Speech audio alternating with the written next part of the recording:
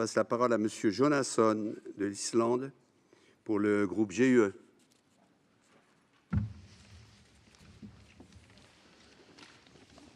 I would like to start by thanking the rapporteur, Peter Osnik, for his truly excellent report and comprehensive proposals.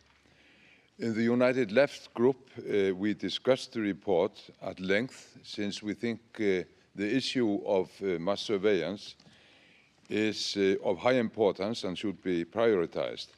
We came to the conclusion that it was to be highly recommended and consequently supported. We also support most of the rapporteur's supplementary proposals, some of which are a gesture of compromise. The spirit of the paper and the recommendations are, however, kept intact. On the other hand, we definitely do not support Sir Robert Gale's amendments, which, if accepted, would take the necessary bite out of the proposals and, to some extent, in my opinion, could be seen as a defense of questionable practices.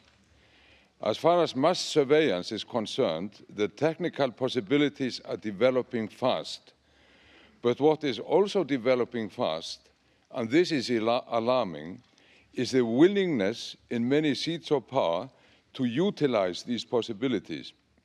The last being a proposal to map out and file information about all our air travels to be put at the disposal of security services. And I am here, of course, referring to the PNR system, passenger name records.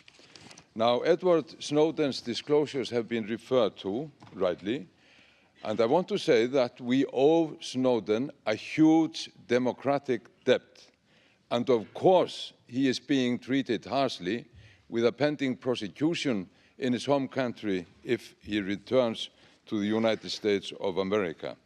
Edward Snowden's disclosures have shed light on the practices of the national security services of the United States and its allies, and they certainly have given reason for all defenders of democracy and freedom to stand on their toes.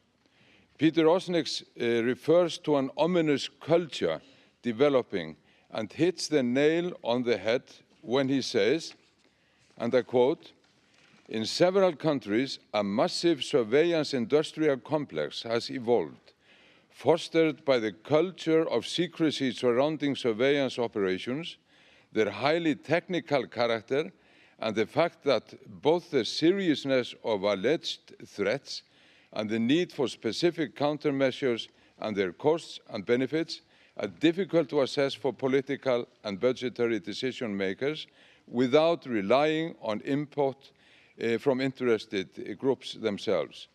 These powerful structures risk escaping democratic control and accountability, and they threaten the free and open character of our societies. This is the crux of the matter. Therefore, we need a strong message from the Parliamentary Assembly of the Council of Europe, a body we want to see as the guardian of human rights. And it's no understatement what says in the report that the surveillance practices disclosed so far endanger fundamental human rights. And therefore, it is time for us to stand up against this development. Thank you very much for your excellent report.